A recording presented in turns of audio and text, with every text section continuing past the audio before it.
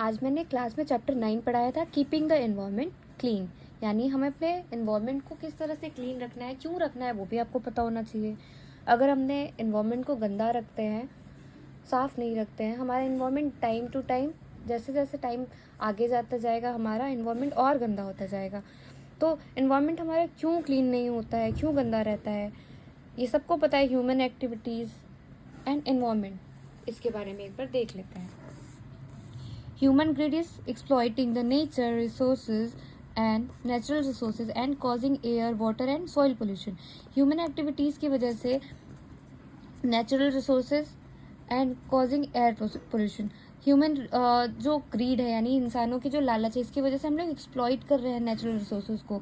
इसकी वजह से causing air, water and soil pollution, यानी इसकी वजह से क्या कॉज हो रहा है, air pollution, water pollution, soil pollution. It is causing immense damage to the environment on our planet. इसकी वजह से हमारा जो एनवायरनमेंट है बहुत ज़्यादा गंदा होता जा रहा है। तो उसमें हम देखते हैं each one of us should try to protect our environment so that our future generation too can enjoy the natural resources of the earth. अगर हम लोग अपने नेचुरल रिसोर्सेज को, अपने एनवायरनमेंट को क्लीन रखते हैं तो हमारी आगे नेक्स्ट जनरेशन भी उस चीज़ को एंजॉय कर पाएगी, है ना।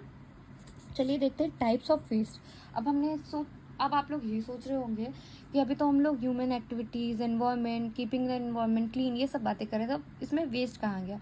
तो आप सभी को पता है ये वेस्ट कहाँ से आया। इन्हीं वेस्ट की वजह से तो हमारा एनवायरनमेंट और ज़्यादा गंदा होता जा रहा है। तो all types of material things that we use and ends up as a waste. जो भी चीज़ें हम यूज़ करते हैं एक टाइम के बाद वो एक वेस्ट बन जाता है। Whether it is a toy that we play that with books and magazines that we read, food that we eat, clothes that we wear, TVs, radios and appliances that we use, everything ends up as a waste. हम लोग जो भी चीज़ें इस्तेमाल करते हैं, खाना पीना, यूज़ करने के चीज़ें जैसे अप्लायंसेस, बुक्स वगैरह, वो सब एक टाइम के बाद वेस्ट बन जाती हैं। तो वेस्ट के कितने टाइप होते हैं पहले हम लोग देखते हैं।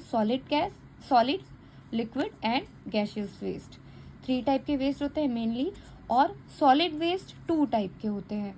ठीक है, तो 1 बाय 1 हम लोग सारे वेस्ट को समझेंगे। सॉलिड वेस्ट क्या है, लिक्विड वेस्ट क्या है और गैसियस वेस्ट क्या है।